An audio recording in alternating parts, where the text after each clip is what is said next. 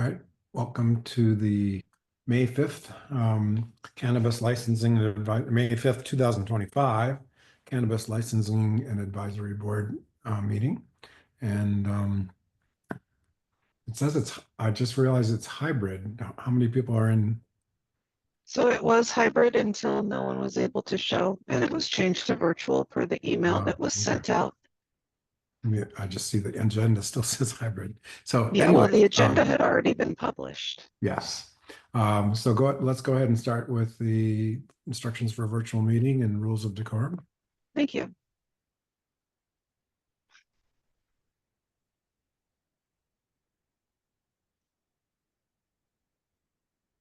Good morning. The city is engaged with community members to co-create a vision for productive, meaningful, and inclusive civic conversations. This vision supports physical and emotional safety for community members, staff, and board and commission members, as well as democracy for people of all ages, identities, lived experiences, and political perspectives. More on this vision and the project's community engagement process can be found at the web's link you have on your screen. The following are examples of rules of decorum found in the Boulder Revised Code and other guidelines that support this vision. These will be upheld during this meeting. All remarks and testimony shall be limited to matters related to city business. No participant shall make threats or use other forms of intimidation against any person. Obscenity, racial epithets, and other speech and behavior that disrupts or otherwise impedes the ability to conduct the meeting are prohibited.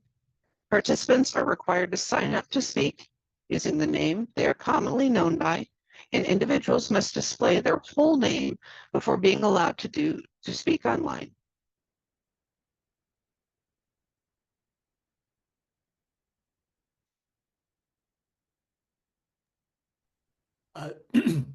Kristen, I think that board member Jacques DeCallo has joined, but that he just needs to be, oh, there he is. Great. He is, and Mr. DeCallo is an ex officio member. Okay. One moment, let me add him in. Hey, Kristen, Yes, you are ma'am. coming through very garbled. Yeah, you are. Yeah, apologize. My connection's a little spotty as well. Thanks for letting me in, though. Okay, I apologize. How about now? That's better. It sounded like you had a very bad cold. Oh, well, it's not too far off. Okay. And you also said good morning, but besides that. Good morning. All right, we can go ahead and get started. All right. Do you want to do the member roll call? Yes, I do. One moment here. I've got way too many tabs Windows open at the moment. Yeah. Story of our lives. Okay. Member roll call. Member Foster. Present. Member Keegan. Present. Member Kunzman. Present. Member Noble. Present. And ex officio member DeCallo. Present. Chair Kunzman, we have a quorum. Okay.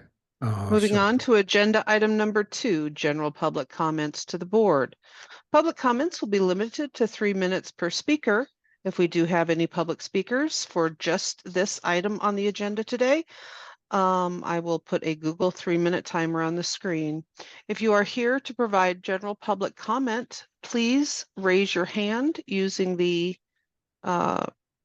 feature at the bottom of your screen, noted as raised hand. Do we have anybody for general public comment? Again, this is a call for general public comment. Please utilize the raise hand feature, and we will call on you. Chair Kunzman, I'm seeing no one for general public comment to the board. Okay. So it's time to go on to do item number 3, public hearing and consideration of the. Sir, yeah, I'll go ahead and call that for you, Chair Kunzman. Okay. All right. Thank you. Thank you.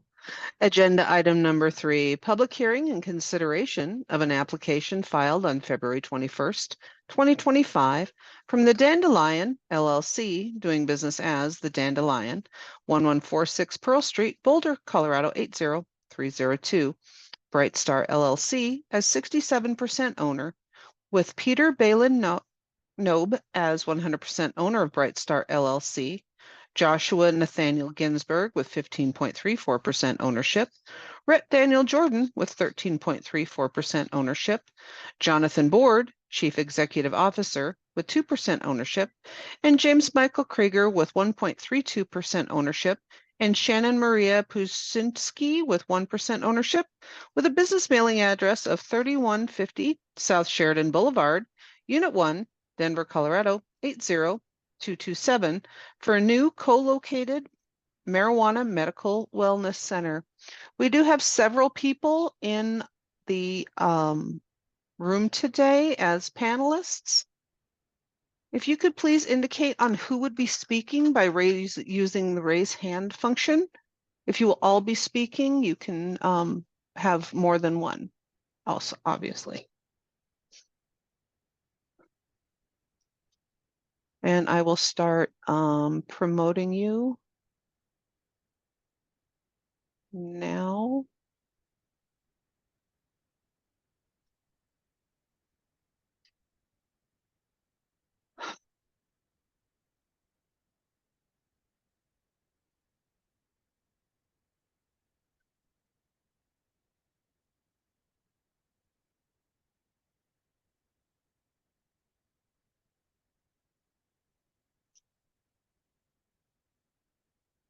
Okay, I think we do have everybody that raised their hand to be promoted to speak. I will have to one by one swear you in unless you are appearing as an attorney on behalf of this applicant. If you are appearing as an attorney on behalf of this applicant, please raise your hand and enter your appearance. Ms. Potter. Hello and good afternoon. My name is Tanya Potter. I am the Assistant General Counsel for Native Roots Cannabis Co., including the Dandelion LLC and Boulder RX LLC, and I will be appearing on their behalf. Perfect. Thank you, Tonya. And I will go around and just call on you individually. Liz, would you unmute, please? Okay. I'm going to ask you to raise your right hand and repeat after me. I state your name. I, Liz Zukowski, Please spell your last name. Zukowski, Do solemnly swear or affirm do solemnly swear or affirm the testimony you are about to give today the testimony I am about to give today is true and correct. is true and correct. All right. Thank you, Liz. Chad Ricketts, please unmute. Okay. Can you raise your right hand and repeat after me? I state your name.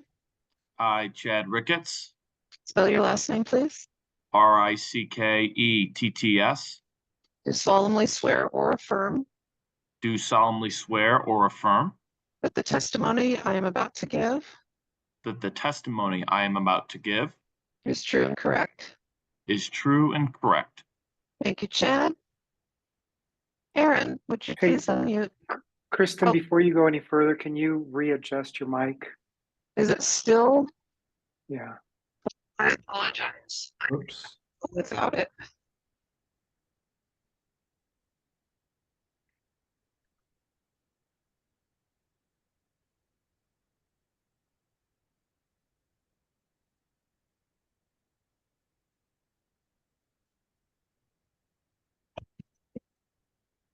How about now? Is that better? Nope.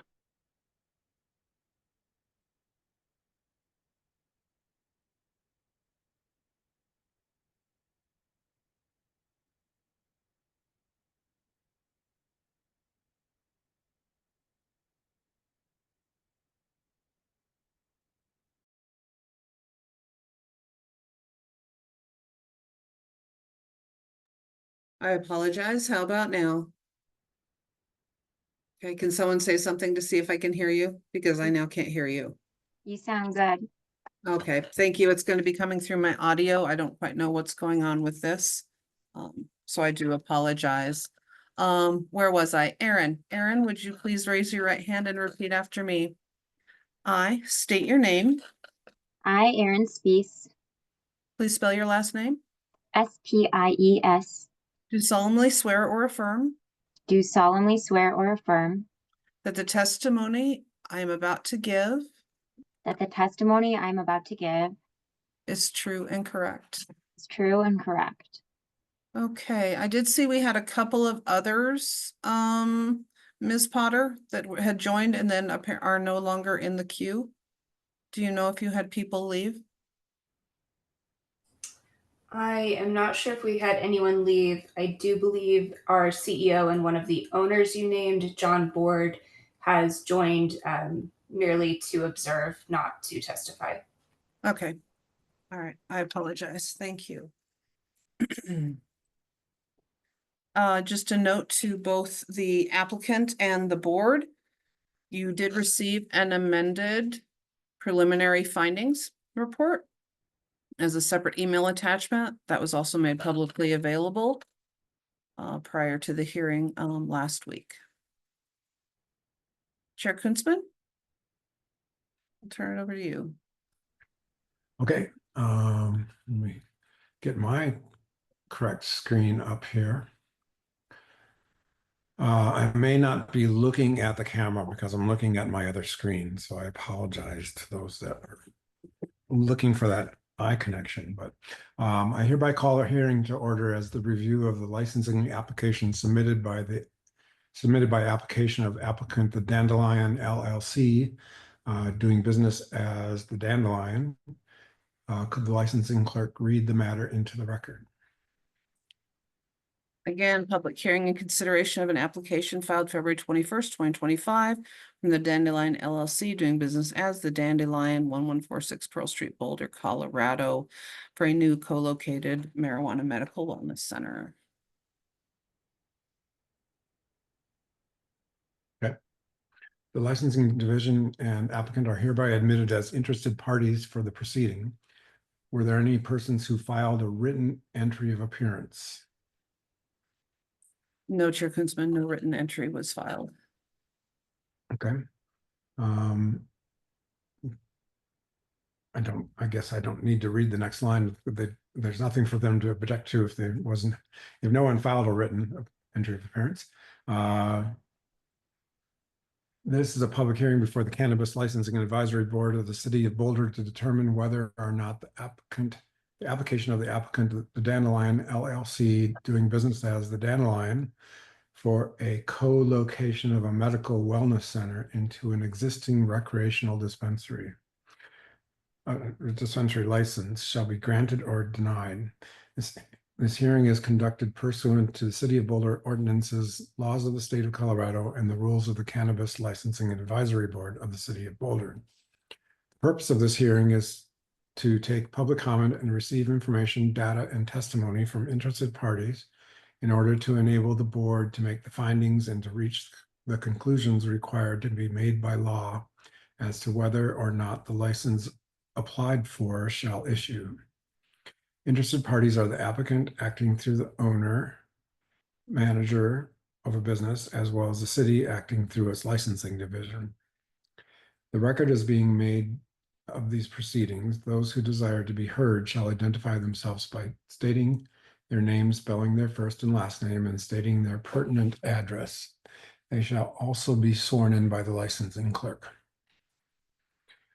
Before we begin, do any board members have or believe they may have a conflict with respect to this application?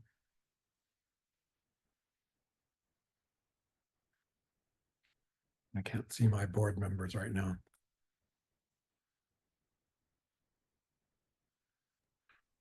Okay. Seeing none, are there attorneys who will represent the interested party?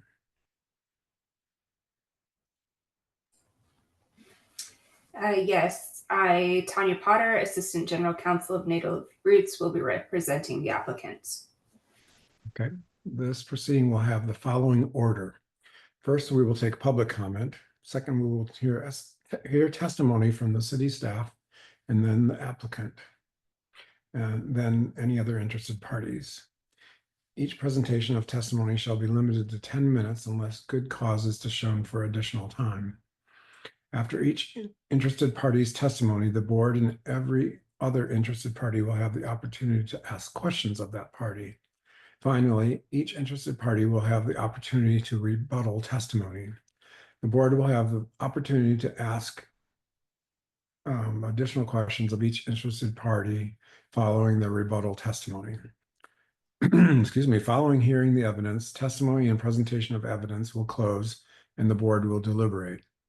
Although deviating from this process is not anticipated, the board reserves the right to alter this process where doing so promotes the fact-finding of the board or is in the interest of justice. That said, are there any objections to this order of procedure? Okay, hearing none. Is the applicant ready to proceed? We are. Is the city ready to proceed? We are. And right now there are no other, well, there are we counting all the others as interested parties, I guess, right? Is everyone else ready to proceed? Okay. We already sworn in, or you did swear in the applicant? Correct. Yeah. Aside, for witnesses, aside from the applicant, are there any other interested parties or persons who will act as witnesses for an interested party? I believe we've sworn in I everyone. think so. And we don't, right now, we're not aware of any public commenters, but we'll find out in a moment, I guess. The board has the preliminary findings from city staff included in the materials. Are there any other documents, reports, or other written materials any interested party wishes to have entered as evidence into the record?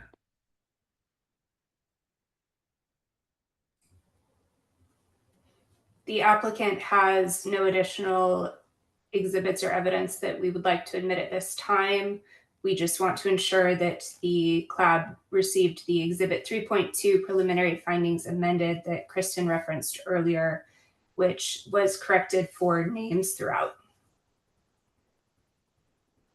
Now you're asking me to go to the top of the thing. Is that what is this? The preliminary findings and report? Chair Kunzman, an amended preliminary findings report was emailed out to all board members as well as made public on the city portal last week. Okay, yeah, I believe I can't see a date on this. I guess think it's the email was well, May it's 1st. Today's date. No, it was sent out May 1st. Oh, yeah, there it is. Okay. At 8:45 a.m. Yes, sir. Okay. All right. Does everybody have the same version? Just checking. I'm just Okay. looking to make sure, Chair, because I don't see a date on the top of this one. I think It's, I printed the right one, but I want to It's make over sure. on the side. At least on my screen. It was sent individually as an attachment in an email. It was not re-included in the packet as the packet had already been published. Yep, I've got it. Thank you. Okay. I guess since there's no additional documents, I'll go on to public comment.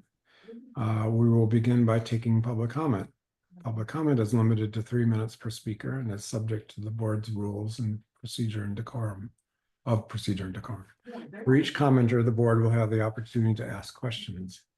Are there any members of the general public who wish to provide public comment? If you are wishing to make public comment on this actual application, please use your raised hand. Chair Kunzman, I'm seeing none. Okay. City staff testimony with no public comment. We will move on to presentation from the licensing division. of city staff, the board has accepted the preliminary findings of the licensing staff into evidence. Do the licensing division or any other city staff wish to provide testimony, or do the preliminary findings represent the city's position? Chair Kunzman, the preliminary findings represent the city's position at this time. Does the applicant have any questions for the city staff? We do, and apologies, Kristen, if we're a little out of order here on how we're supposed to ask this. Please let us know. We just wanted to be perfectly clear in our application. Did you find it to be complete and meet all of the requirements as set forth in the Boulder Municipal Code to grant this license? We did, with additional information regarding zoning, which I will turn over to our city attorney, Mr. Ramirez. Actually, I have a clarification on that. We did not. The application and the request is contrary to the Apologies. to the ordinance. There is no written method by which this application can be granted.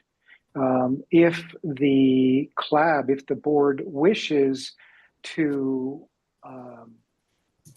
discuss alternative methods by which it can be granted, the board certainly may do so by asking questions of either staff or the applicant. But as requested, there is no method to go from a recreational marijuana sales to co-locate and add the medical. Apologies, Mr. Ramirez.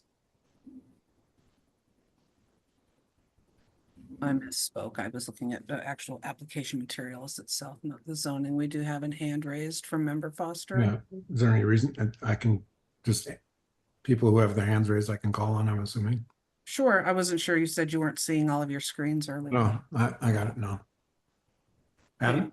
Yeah, thank you. I just wanted to ask a clarifying question, Mr. Ramirez. So I see that under D in the memo, there are a couple of these land use issues that are raised, and then some potential options for the board, directions that the board could potentially go if it decides to, are laid out. I just wanted to make sure, are those the deficiencies that you were talking about with the application, or was there something different? Sure. The ordinance is concerning the land development code. Those concerns the distance between the like child daycare centers and the business. That's of a lesser concern because the business existed before the child development center went in. What I'm referring to is the definition of a co-located marijuana business under 6-16-2, which states that a medical marijuana wellness center or cultivation facility that held a license from the city on October 22nd, 2013, that is permitted by the owner of the building to divide the licensed marijuana business to allow for both medical and recreation. So this request does not fall within our definitions. That's what I'm referring to. Thank you for clarifying that. And just sorry, while we're on that topic, I noticed there was some discussion of the pending ordinance doctrine, and I was wondering if you might be able to just say a little bit more about that doctrine and how that potentially would apply here. Sure. If City Council desires to change, and specifically for this purpose, to change the ordinance to allow recreation to co-locate with medicinal,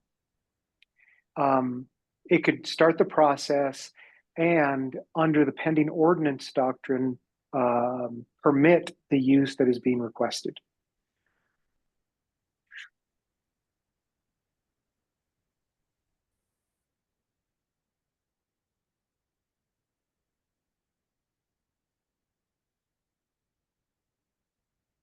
Adam, to get your questions answered? Yes, it sure did. Thank you. Ms. Potter, did you have any questions on behalf of the licensee? Not at this time, thank you. So, Roberto, I also want to follow up on Adam's questions because I want to put it into plain English for us. Again, going to, trying to pull it up here on the other screen. Part D. So just to make sure I understood exactly what you said, the businesses are allowed to go from a medical marijuana business to medical and recreational, but at this point in time, there's no option for, or it's the BRC is silent as to going from the recreation to medical and recreation. Is that correct? That is correct. Okay, and then furthermore on Adam's question about pending ordinance doctrine, I don't know if I'm assuming this would be in your interpretation.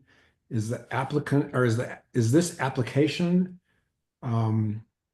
adequate so that, I mean, I'm reading the last line of that paragraph, issue 2. You have it in front of you. I don't. Oh, I'll just read it to you then. Yeah. By starting this process, the city could allow the co-location now relying on the pending, quote, pending ordinance doctrine, unquote, which provides that a municipality may take action on an application for a license/permit on the basis of a pending ordinance.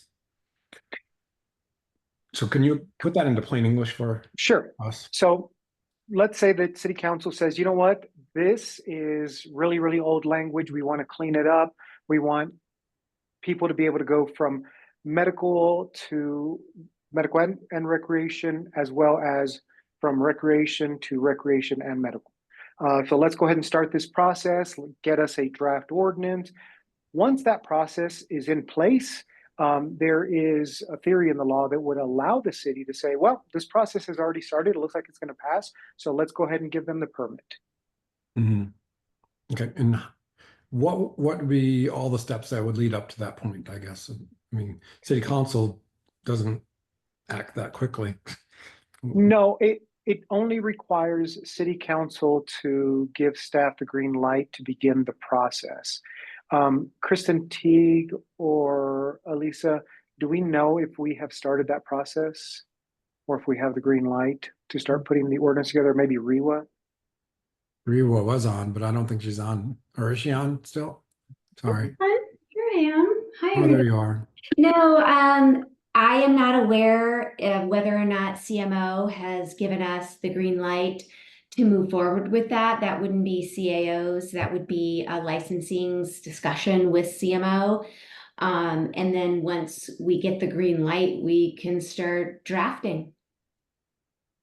Okay. And I can guess, but just for the record, you use 2 acronyms there. What are those acronyms? CMO, Oh, CAO. I'm sorry, City Manager's Office. I apologize. I said CMO, City Yeah. Manager's Office, and the licensing, which is Kristen and Elisa. Right. Yeah. So that would be the licensing department, and then the CMO would be the City Manager's Office. I'm sorry. And CAO is City Attorney's City Office? Attorney's Office. Right. CAO is City Attorney's. Okay, just checking. Okay, so just to be even further concrete, the process of this applicant and application does not start that process. It's an internal process that with the CAO and CMO that decides to. I mean, in theory, anything can start the process. I know that we have brought this to the attention of the city manager because of this application. Okay. But we don't have any. We do not have what we have no objections from the city manager's office. We do not have anything in the affirmative saying to begin the process to change the ordinance. Mm-hmm. Okay. However, if you decide that pending the ordinance going forward, if you want to grant this application or request. If you want to grant it, then we can certainly say, hey, we have this. Do you want us to begin the ordinance amendment process? Okay. Anyone else with any question? Oh, I see. Adam, sorry, I take that back. Adam, your hand looks like it. I beg your pardon. I think Brian was probably before me. Okay. Brian, do you want to go in front of Adam? Sure. This is a question for the city attorney's office. Do we have any understanding of whether or not the current Boulder Revised Code language is more strict than the state code or similar state code governing these kinds of licensing conversions? We actually did receive something from the state, which reads, after careful consideration and reviews of the MED rules, regulations, and statutes, we have determined that COL would not be denied on our end if Boulder approves the COL, the co-locate. So the state is basically punting it to you, saying, hey, if you're good with it, the state is good with it. So just to clarify that the limiting step here is city rules, not state rules. Correct. Thank you. Well, further on Brian's question though, MED would allow that, but what is their current ruling? Because that's kind of what he was asking. I have a cannot ruling speak in on their behalf. I could only tell you what the information that we received, and I just read that. Oh, okay. All right. So again, they're basically saying if Boulder's good with it, the state has no issue with them doing a co-locate. Okay. Adam? Hey, thank you. Yeah, and I think the state, I would say is more permissive here because there are a few restrictions on location in the state code, mainly distance to a school, I think it usually is. But the state would issue a brand new medical or retail license. So I think this is more of a, as the letter from the state apparently indicated, I think this is more of a Boulder local issue than a state issue. I was wondering if staff knew, and then I'd have to ask the applicant if there was ever a medical, back when there were medical marijuana centers before we had retail, if there was ever a medical store or medical center at that location. But I guess I was going to ask staff if that potentially would change the analysis if there had formerly been a medical license at that location prior to converting to retail.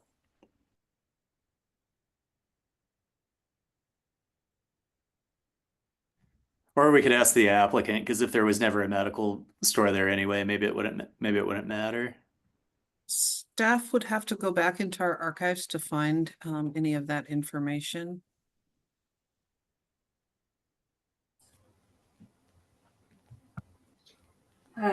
May I? Yeah, please do. This is a fact-finding. Thank you. I appreciate the grace there. First of all, I did want to clarify the MED may use COL in a different context. They have a different application that we submitted to them called a change of location. And we are trying to move the medical license previously at 845 Walnut, which is under the Dandelion LLC, to 1146 Pearl Street. So they may be using COL referencing the change of location application that was submitted to them. Mm-hmm. Also, a point of clarification here, to my understanding and belief, I have not been at Native Roots but 7 years. However, it's my understanding that before that, there was a medical license here at 1146 Pearl Street under the same Boulder RX LLC entity, which later converted to REC. Ms. Potter, what was that address on Walnut? 845 Walnut Street. Okay, and Robin, you have a question? Okay, I think the city's document has 854 Walnut. Oh, But my question is that this, so you're saying, sorry, Ms. Potter, that this is not a new license, this is a license that's moving from 854 Walnut or 845 No, Walnut to it 11. looks like I've got it up on my screen. It's 8:45. I got a photo of it. Okay. It's one reference in the document. This is not a new license, this is just a license that's moving from one location to another. Is that Correct. right? Correct, Ms. Noble, and at the risk of stepping on our own testimony here later, that was what we were told to do by Ms. Changaris when we approached her in late 2024, was that we could submit a change of location to the MED. Licenses are quite expensive these days for a new one, and the MED was willing to just let us transfer from one location to another. But there wasn't a similar process in Boulder, so it was Ms. Changaris's advice that we submit this co-location application to effectuate the same thing. Okay, but it's a new license in terms of the way Boulder views it. Is that right, Correct. Mr. Ramirez? Yeah. That's my understanding, correct? Oh, you were asking Roberto, Robin? Both, yeah. Thank Apologize. you, Ms. Potter. I would defer to Kristen Teague as to that question. You're muted, Kristen. I'm trying to preserve the integrity of whatever audio I have left. So, for the city of Boulder, for a co-located marijuana license location, we will then, we do take the full new application packet, just like we are right now. We then, when we get ready to issue it, we do have it take on the same license number as its counterpart. So this will end up with the same, if granted, will end up with the same exact license number as the existing marijuana business that it's moving into.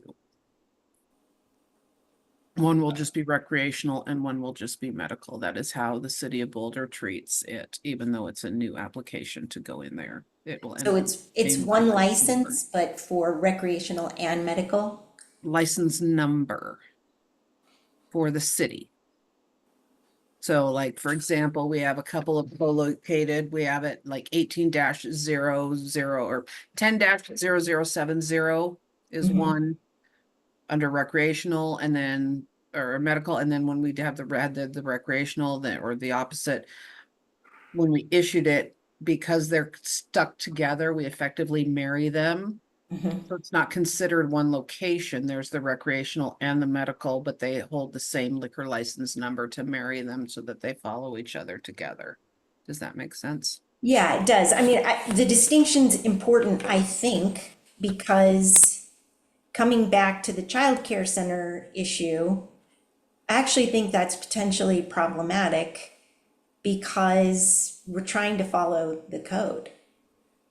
And then we can talk about that when you're ready, Chair. But the other question I have for you, Mr. Ramirez, on the co-locate issue, when you started to describe that, I thought what I heard you say was, once the city's process is underway, then it makes sense to approve this as under a pending ordinance doctrine. But did you also say that and Rewa, I think, said this process is not yet underway?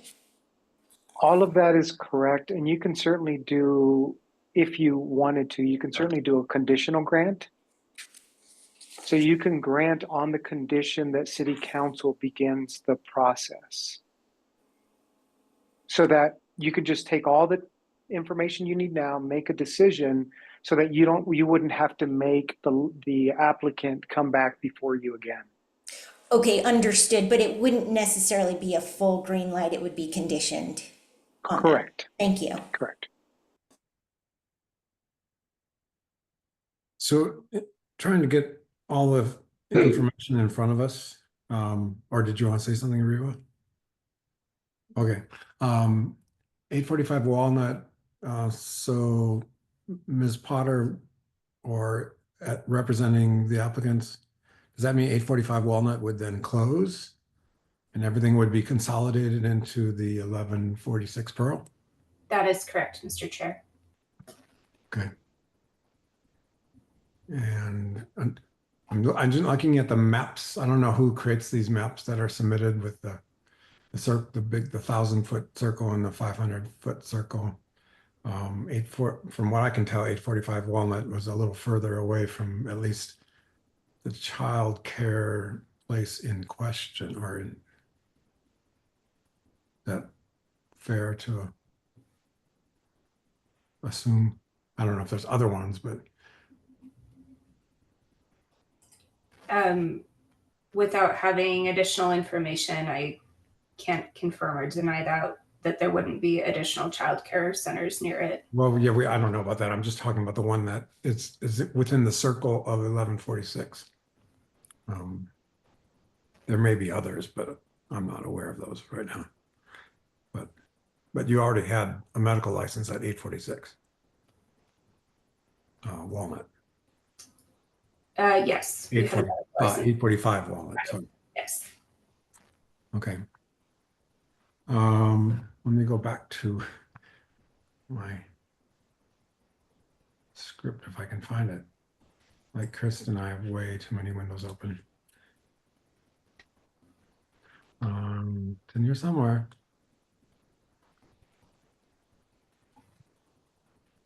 Okay. So we didn't have public comment. We're on, I think we're still, Kristen, correct me if I'm wrong, but we're still on city staff testimony in response to that. Is that correct? That is correct. Okay, does the board, they probably did already, but does the board have any questions or comments for city staff? Additional comments, I guess.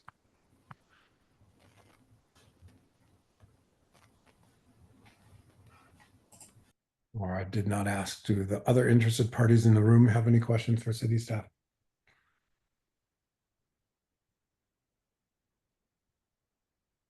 Adam?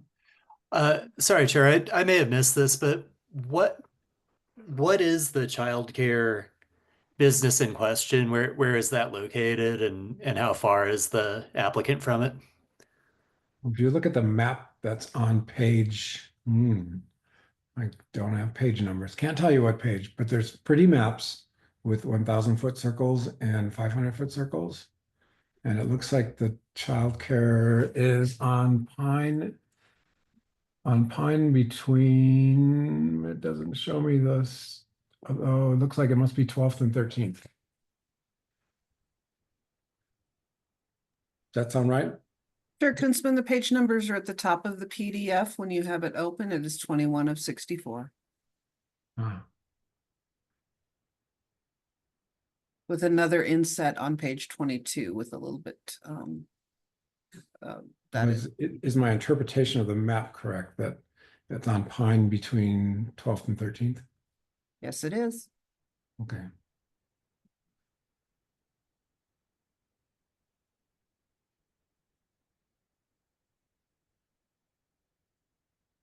Any other questions, Adam?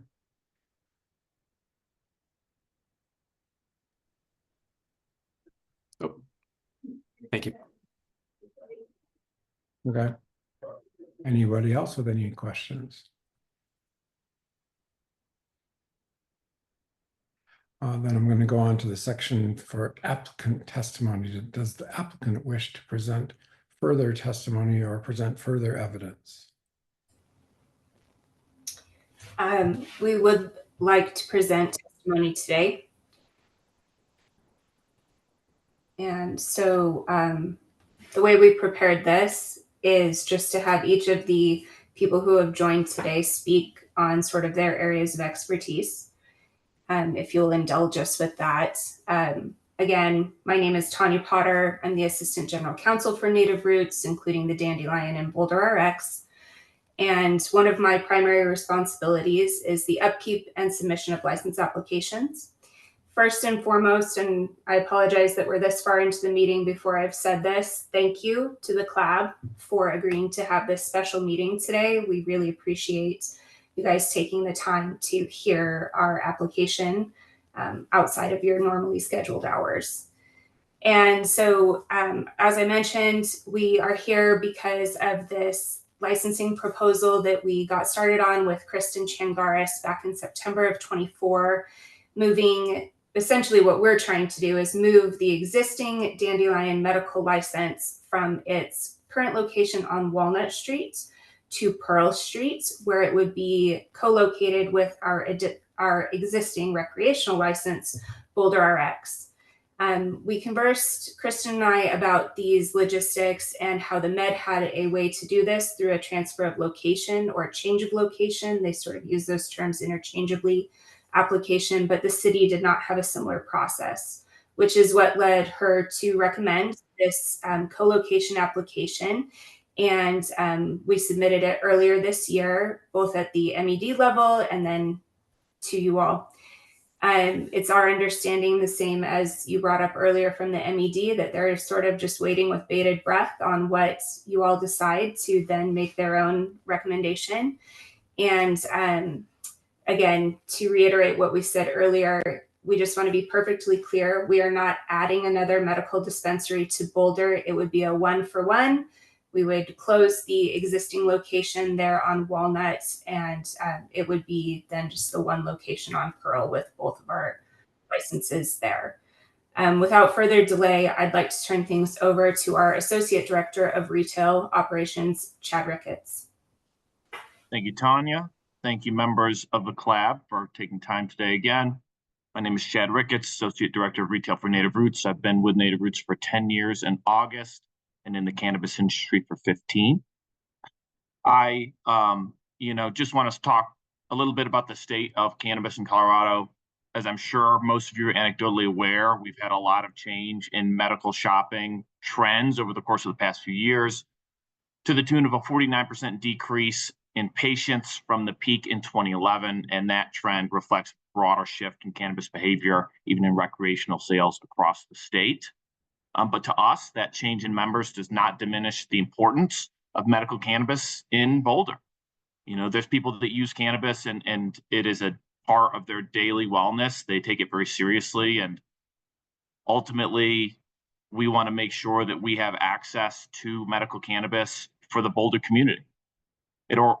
This organization, we're really committed to Boulder. It's our belief that maintaining access to cannabis is a service that we're responsible for.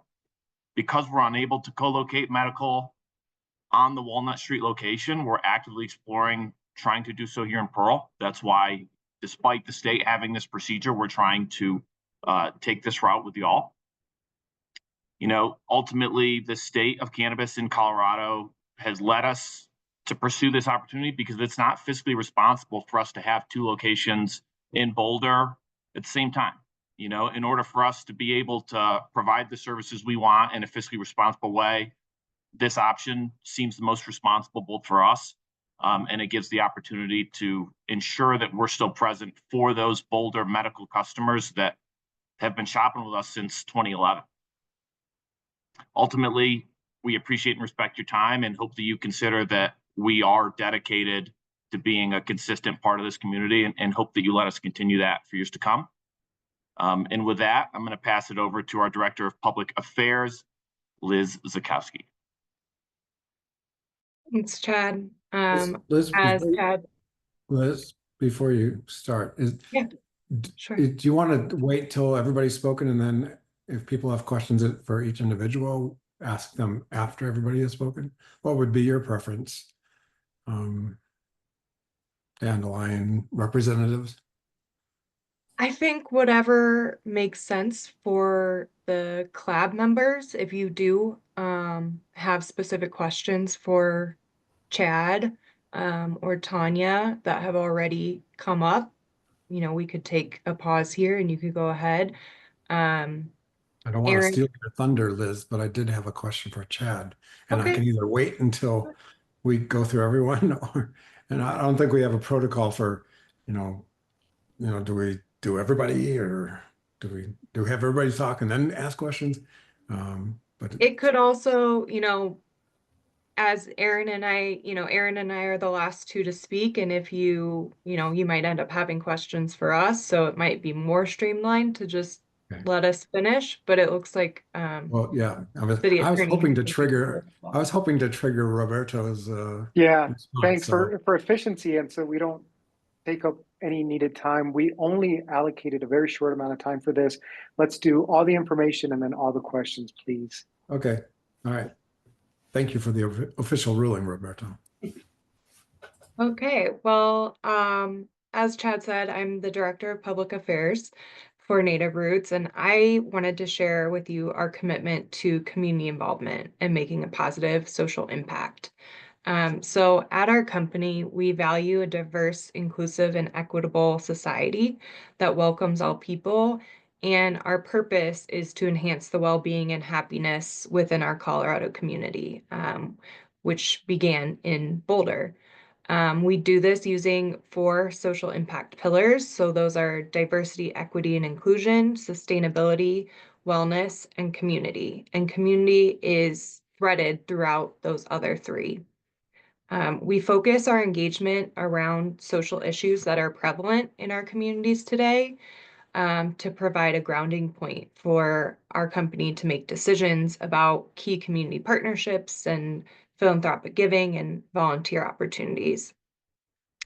From addressing hunger to partnering with local organizations that uplift those who have been negatively impacted by the war on drugs, and providing ongoing patient and community education on cannabis, we choose to invest our people and capital resources to help empower others.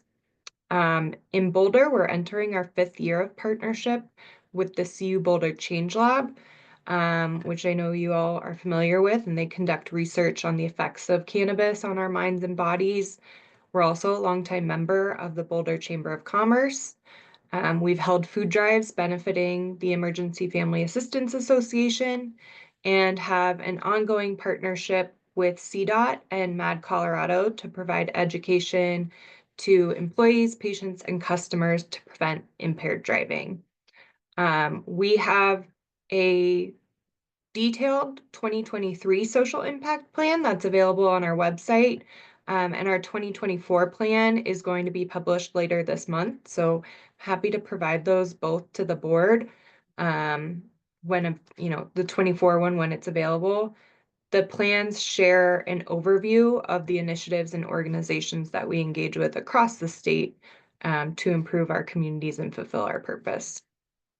And I'm going to turn it over now to Erin to close us out. Hi there, I'm Erin Spees, Director of Compliance and Regulatory Affairs for Native Roots. Our 2 dispensaries in Boulder, the Dandelion on Walnut and Native Roots on Pearl, remain some of the longest running stores in Colorado. It's no longer sustainable to keep a medical-only store running, so our goal today is to add a medical license to our Pearl Street location so that we can serve both medical and adult use shoppers there and close the Dandelion. As we understand from the CLAB rules of procedure, our goal today is to evaluate our license application in accordance with requirements and applicable laws and city policy. As such, we're happy to address any questions about Native Roots and our commitment to compliance with state and local rules in our Boulder stores.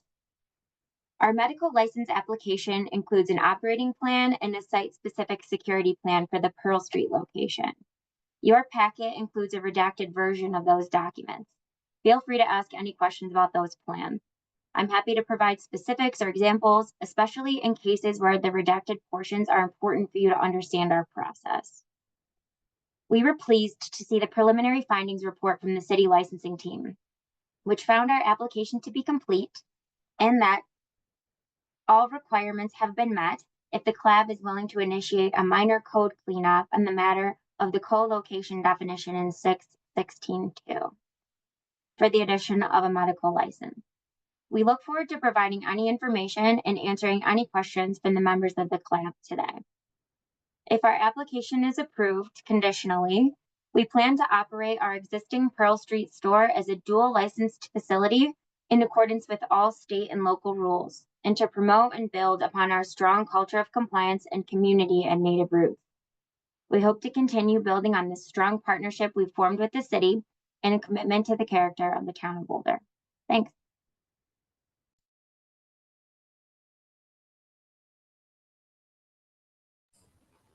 And that concludes the applicant's testimony. Okay. Let's see who officially is supposed to be able to ask next. Does the city have any further questions for the applicant? Applicant and or the applicant witnesses?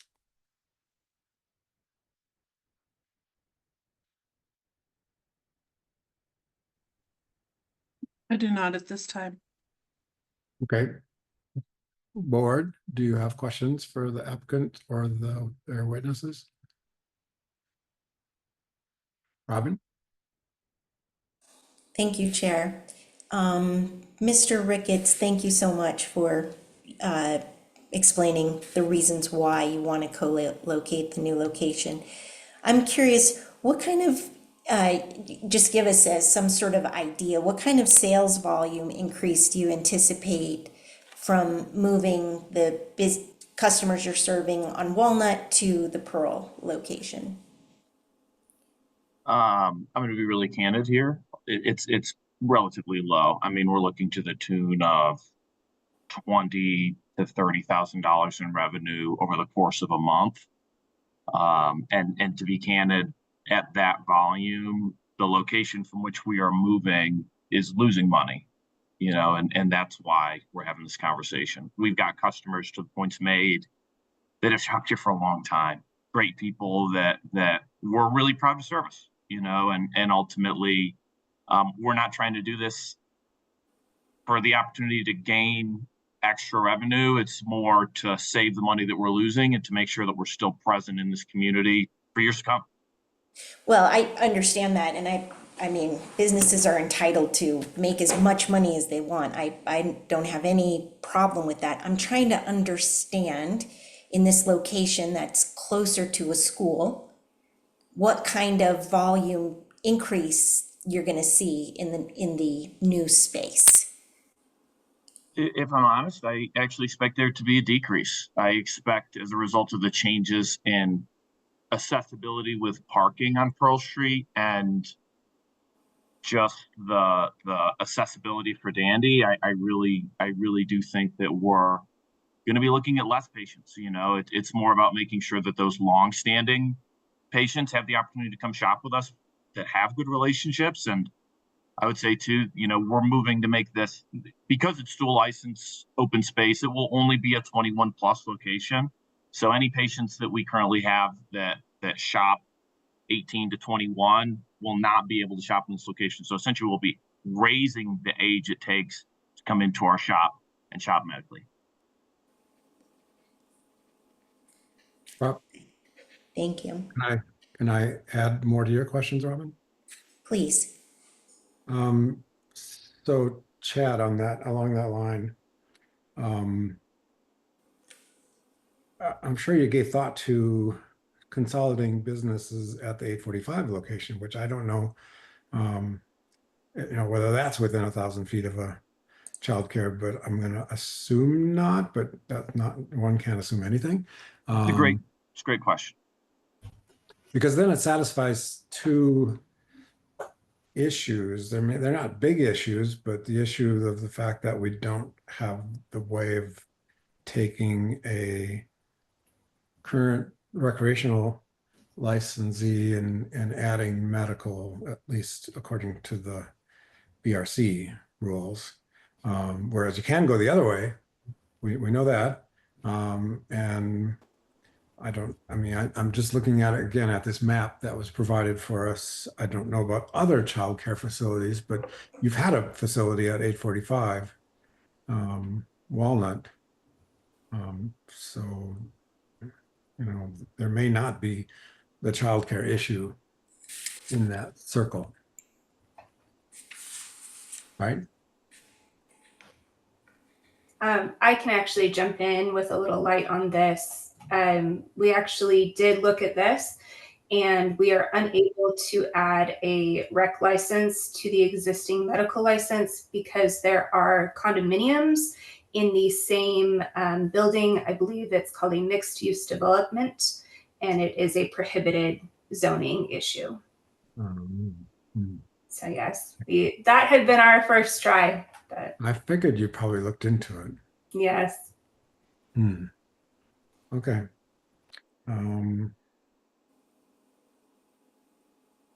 Other questions from the board?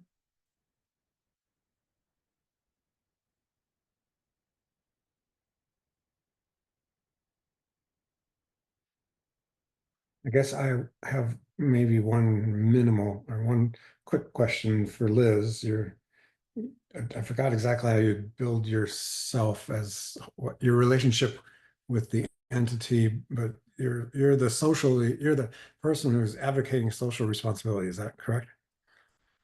Yeah, I'm the Director of Public Affairs, so I do handle our corporate social responsibility aspect as well as legislative engagement.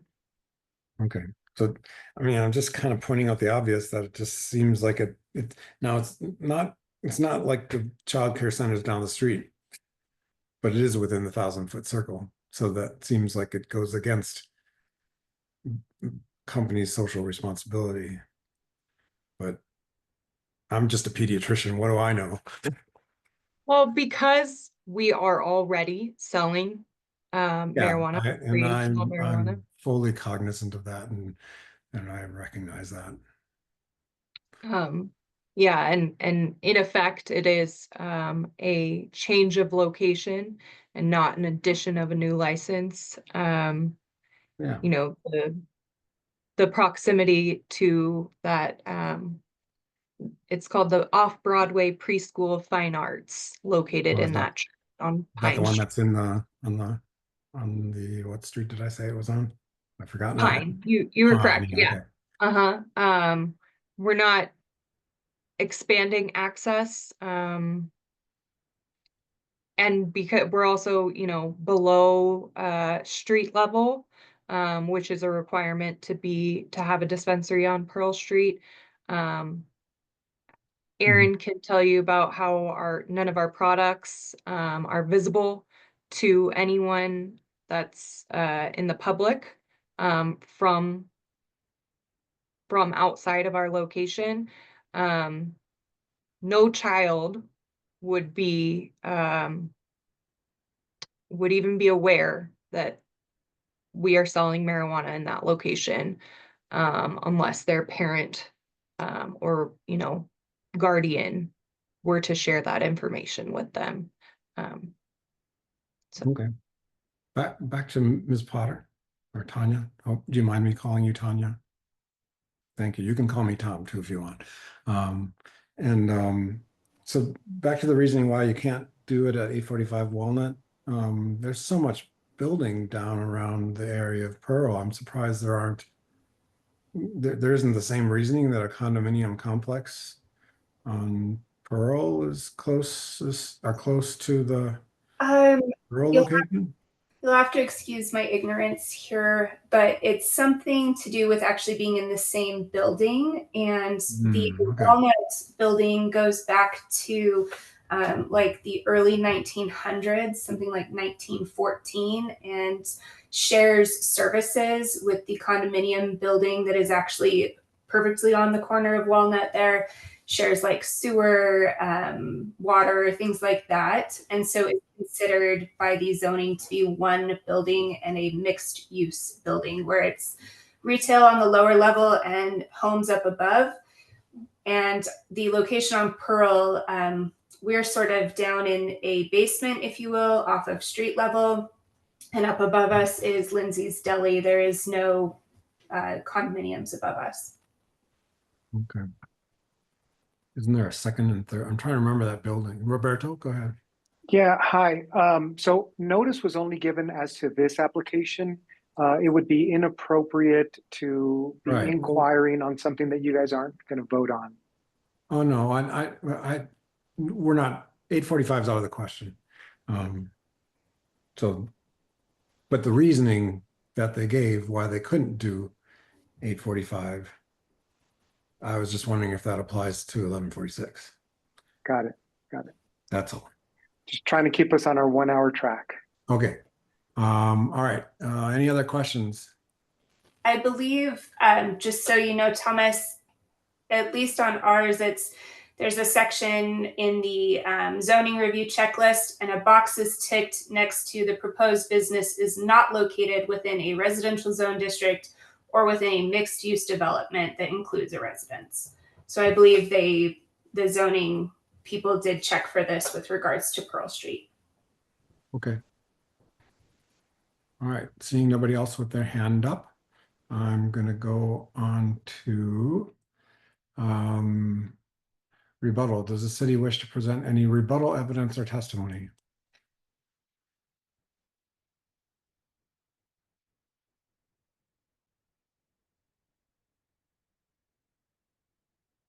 Shall I take that as a no? Okay, that's a no. I mean, you're all in the same, from the same party, but do the other interested parties wish to present any rebuttal evidence or testimony? We have no rebuttal evidence. Okay. Any final questions from the board for the applicant? Robin? I just wanted to go back to Mr. Ricketts one more time, sorry, and ask about, you said that you're raising the age to 21, no more 18 to 20-year-old medical marijuana sales from this location. Is that part of anything official, or is that just your thinking right now, or? Because the sales space is only one open room, you are not allowed to have medical sales take place in a location that has recreational sales where the patient is under 21. So in order to go through the building, you'll need to be 21 plus. Okay, thank you. Good question. Thanks. Okay, does the applicant wish to present any rebuttal? I mean, you kind of just answered that, but I'm just following the script. So any rebuttal evidence or further testimony? No further testimony at this time. Thank you. Okay, any final questions from the board? Chair, as a point of clarification, is this our last opportunity to say anything before we take a vote? This is my first time in a quasi judicial. Well, Kristen or Roberto can answer that, but I believe we're gonna just convene as the board after this, and there'll be time for discussion. Correct me if I'm wrong, Kristen. That is what is in the script. So you can go ahead and close the testimony portion, and then you can Okay. deliberate and then Good. move on forward from there. All right, seeing no other hands up. I'm going to, with no further rebuttal, the testimony and evidentiary portion of this hearing is hereby closed. The board will now move into deliberation. Does any board member wish to kick off the deliberation? So thank you for all of you from representing Dandelion / Native Roots / whatever, you know, all the entities involved. But thank you for your time. Thank you for having us here today. We sincerely appreciate, like we said, the special meeting, and hope that we will continue the process moving forward with a conditional approval pending ordinance change. Thank you. Okay, does any board member wish to kick off the deliberation? Robin? You're muted. Thank you, sorry about that. I just wanted to say I appreciate the thoughtfulness and care you all put into the application. And I'm inclined to support this, but I wonder if there is a way to also condition this situation with the school. And let me explain what I mean. So in December 2022, the CLAB met, and we had and Adam, you won't remember this, but Brian and Tom will, that we had a business come to us and ask for a change to the BRC for a very similar reason. They wanted non-conforming use protection for marijuana businesses. And we heard a couple of different situations that were similar to this. This is a business that wants to take its license and move from a place where it's has no problems with schools being close into a place where there's a problem because a school has been there. This was the exact situation we looked at. And CLAB in that meeting, let me just say that CLAB was supportive of this, and the staff really pushed back on us. And they said, no, operating a marijuana business in the city is seen as a privilege. We have very strict tenets on this. But the CLAB passed a motion anyway, and unanimously, that said we moved to recommend to City Council to amend the BRC to provide marijuana businesses non-conforming use or grandfathering protections like those provided to other businesses. The council took no action on that. So now we're here at the CLAB trying to look at the BRC and make an interpretation and be supported in the law. And Brian and Tom will also remember that we went through a very long training on quasi-judicial hearings with the CLAB.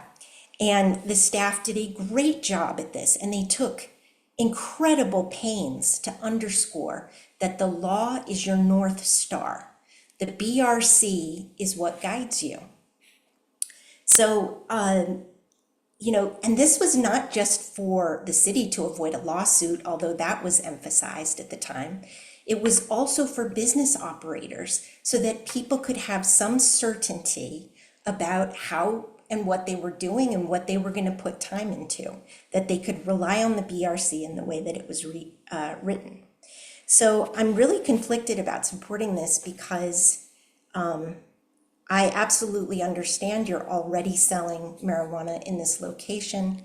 I appreciate and totally accept and trust what Mr. Ricketts said about it not increasing the volume of your business significantly. And I love that it will have that people younger than the age of 21 can't come into the building. But I am frustrated that the council didn't take that up because we really tried to work on that almost 3 years ago. And I wonder if it's possible to make this conditional on both pieces of that there is a process for non-conforming use when a school moves in and changes the license. So that would be my suggestion. I don't know how to proceed, and I appreciate you listening. Thank you.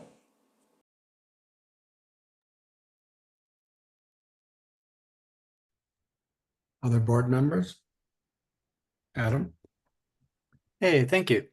So I thought it was a good presentation. I thought the applicant did a good job of presenting their point of view.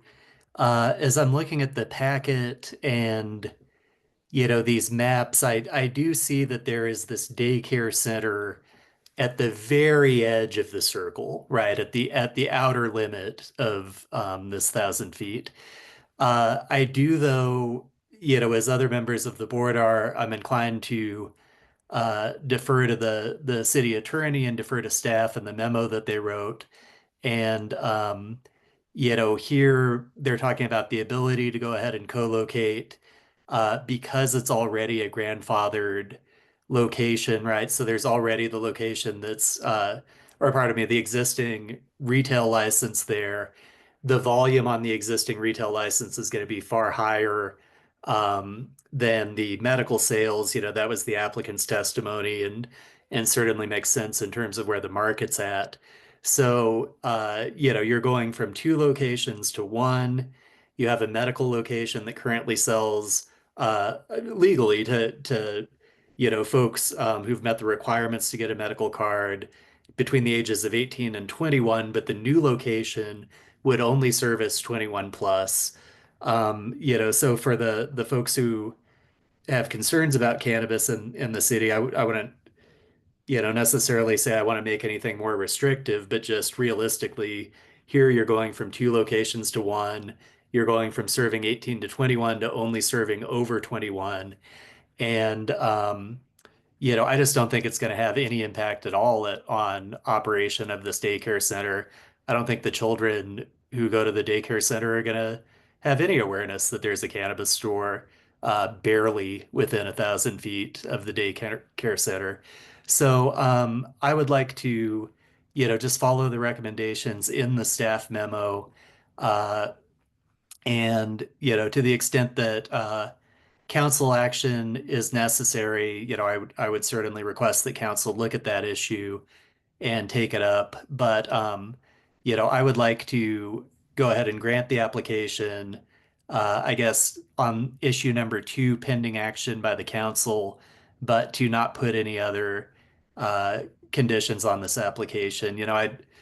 I do understand if CLAB did some work that council hasn't taken up that we might wish that council would do that, but I guess I just council has a full plate, and I don't want this applicant to get caught up with all the things that council is working on. I think that if there's one condition for the pending ordinance doctrine that needs to be attached, by operation of law, then that's how it is. But I would not want to attach any further conditions, and would recommend approving this application.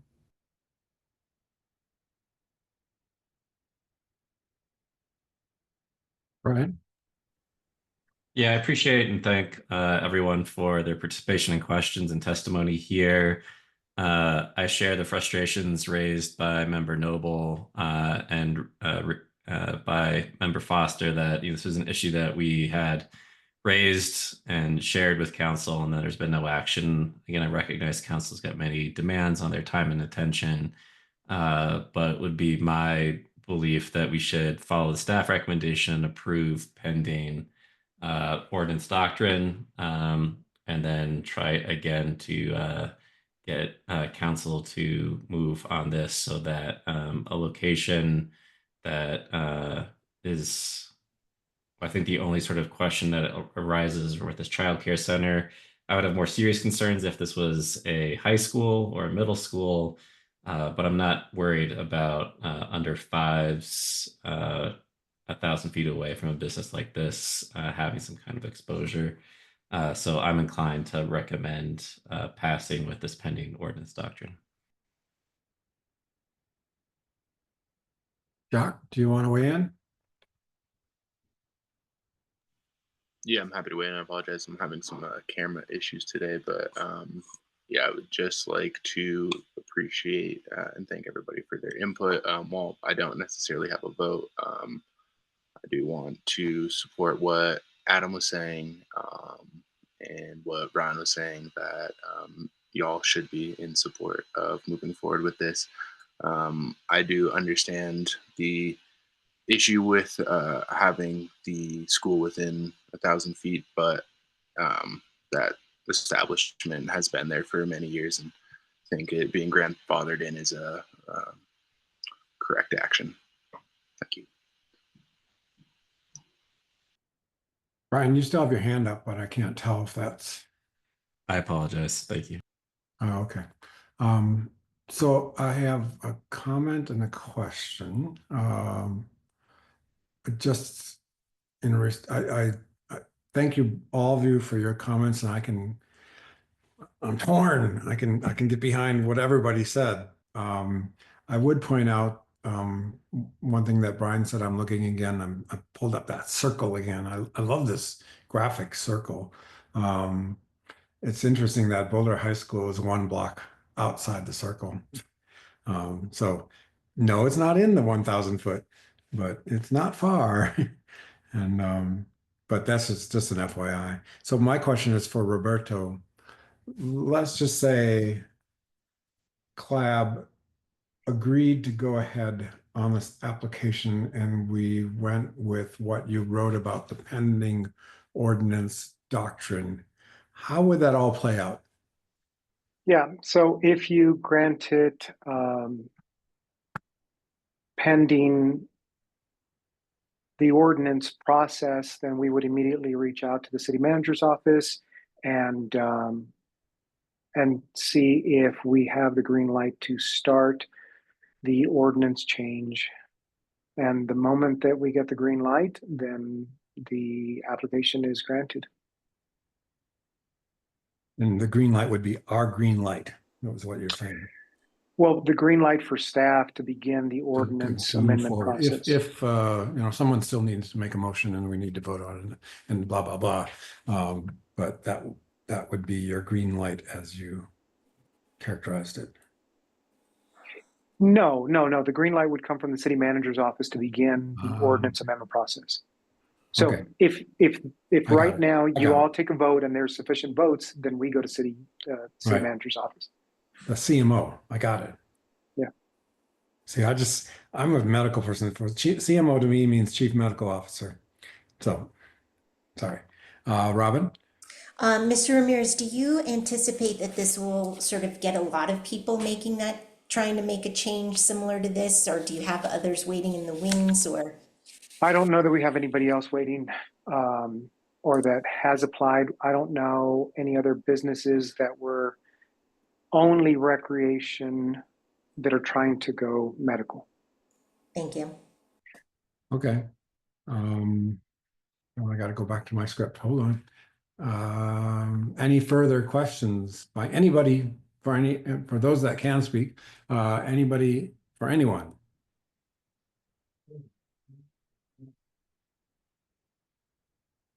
All right, then can we get a motion to close deliberation?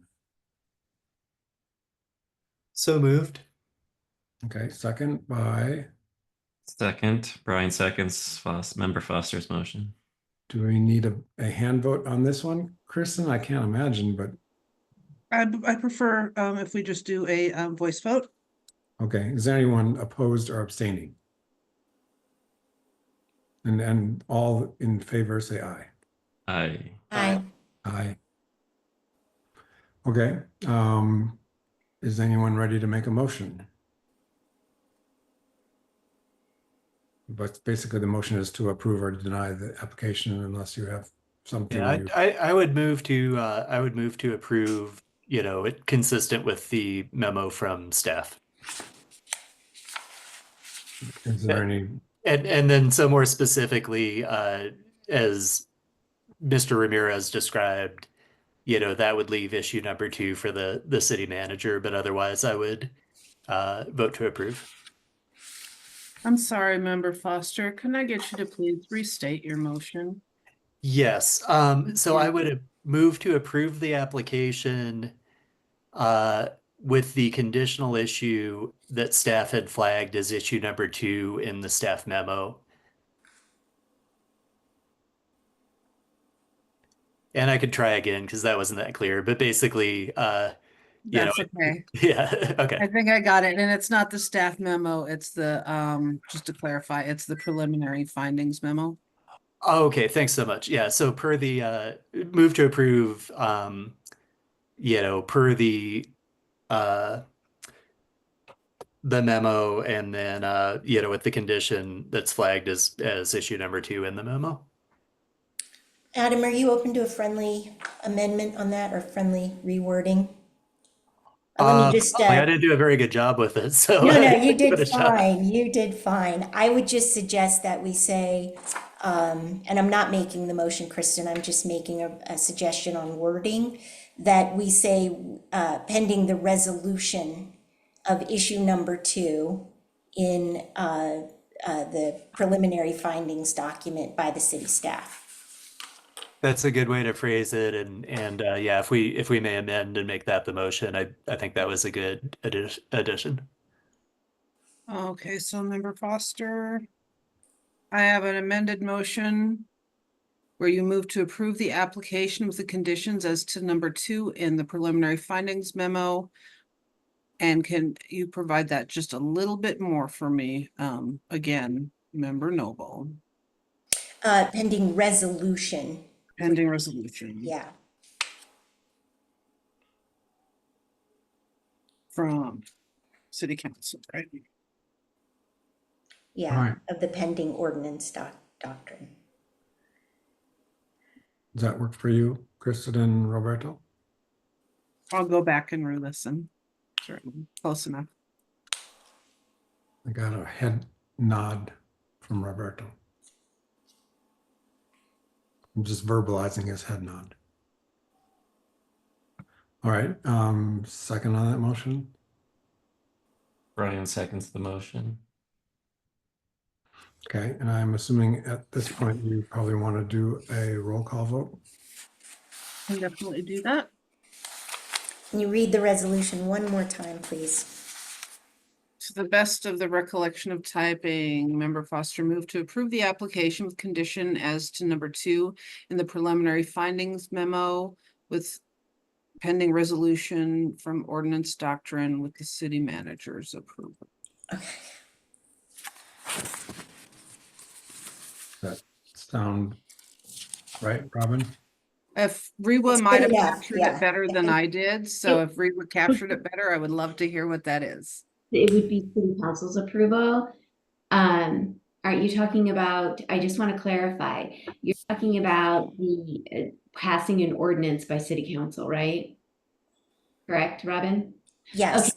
You said city manager, and I just wanted to make sure it was that Robin was referencing city council. That was all. Thank you. It's the code cleanup. Once that passes, that would then green light the whole thing. So just want to make sure. Well, and sorry, not to be difficult, but I think if I'm getting it right, I think the city manager would have to recommend bringing up the issue with council, but then if it's pending before council, I think the application could be granted, or Mr. Ramirez, would it have to be passed, or would it just have to be the city manager taking the next step? As soon as city council, as soon as city staff begins the process, then it'll pass. Because it is a pending ordinance. Meaning this application would pass because. Correct. Okay, I understand. Okay, now are we ready for a vote? Certainly. Okay, Member Foster, Approve. Vice Chair Keegan, Approve. Member Noble, Approve. Chair Kunzman. approve. The motion passes unanimously. Okay, with that vote, this ends the hearing. If I can do that, Kristen? This does end the hearing portion. Yes, sir. Okay, pursuant to board procedure, the board will work with the city attorney's office to prepare a final written decision reflecting the decision and rationale. Thank you indeed, everyone, for their participation today. Tonya, city staff will be in touch. Wonderful. Thank you, Kristen, and thank you, Club Board. We sincerely appreciate it. All right, continuing on with our agenda item number 4, matters from the city attorney. Nothing from me. Thank you, everyone. As this is a special hearing, we do not have many issues, but agenda item number 5, matters from the regulatory licensing office. We did send out an email regarding board recruitment and the deadlines for that to take place. As a notation, the next regularly scheduled CLAB hearing is July 7th, 2025. It is quarterly and it is a hybrid. Packet materials, anything for that meeting is due on Monday, June 23rd.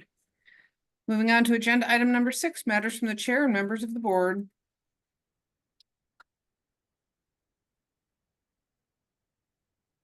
Anyone?